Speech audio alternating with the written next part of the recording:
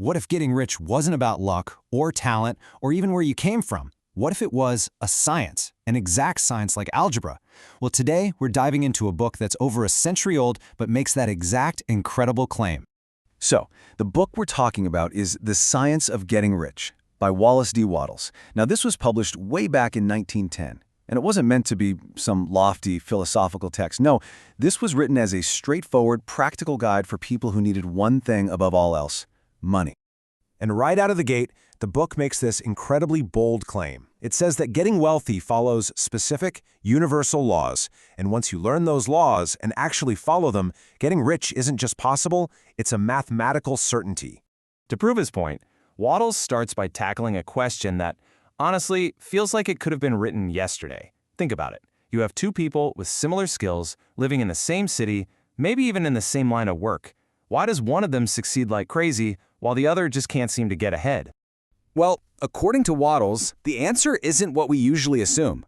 It's not your environment, it's not just about raw talent, and get this, it's not even about being super thrifty or saving every penny. He says the reason the successful person gets rich is because they're doing things in a certain way. And he really doubles down on this idea. This certain way isn't some vague philosophy. He says it's a precise formula. If you follow the steps correctly, the outcome is as predictable as 2 + 2 = 4. Okay, so you're probably wondering, what is this certain way he keeps talking about? Well, the entire system is built on one single foundational principle, and it all starts with your thoughts.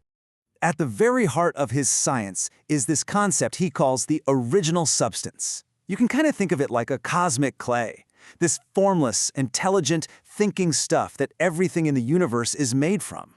He says it's creative, it's intelligent, and it's absolutely everywhere.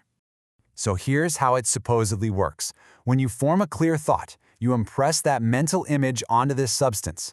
And because the substance is creative, it begins to produce the physical thing that you imaged. Your thoughts, he says, are the actual creative force. So how do you actually do that? Well, Wattles lays out a very specific 3-step mental recipe. First, you have to form a crystal clear, definite mental picture of what you want. No vagueness allowed. Second, you have to hold that picture with unwavering faith, believing it's already yours, already on its way. And the third, and maybe the most important step, is to feel deep, genuine gratitude for it right now as if you already have it. That combination of vision, faith, and gratitude is the trigger. And yeah, this is where the real work kicks in, right? It takes some serious mental muscle to think about wealth when you're looking at a pile of bills, or to picture health when you're feeling sick. But according to Wattles, holding on to that mental image of what you want, no matter what your current reality looks like, is the hardest and most crucial part of the whole process. But hold on, this isn't just about sitting on your couch and daydreaming about being rich. Wattles is super clear that all this powerful mental work has to be connected to real-world physical action. In fact, he gives a pretty stark warning here. He says a lot of people get the mental part, but they completely drop the ball when it comes to action. And that disconnect, right there, is why the whole thing fails for them. Think of it this way. Your thoughts are the creative force that starts moving the things you want toward you, but it's your actions that open the channels and allow you to actually receive them when they arrive. One doesn't work without the other. So what does this special kind of action actually look like? Well, it's all about focusing intensely on the present.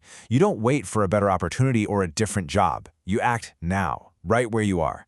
The goal is to do everything you can possibly do today, and you do each little task, no matter how small, with excellence, as if it's the most important thing in the world. This daily, efficient action is what builds the momentum. All right, so we've got the thinking part, and we've got the acting part, but there's one more layer to this whole thing. And it's a huge, fundamental shift in your entire mindset. He says you have to totally switch from what he calls the competitive mind over to the creative mind. So what's the difference? Well, the competitive mind sees the world as a fixed pie. It thinks supply is limited, and for you to get a bigger slice, someone else has to get a smaller one. But the creative mind believes the pie is infinite. It knows that wealth isn't taken, it's created from that formless substance.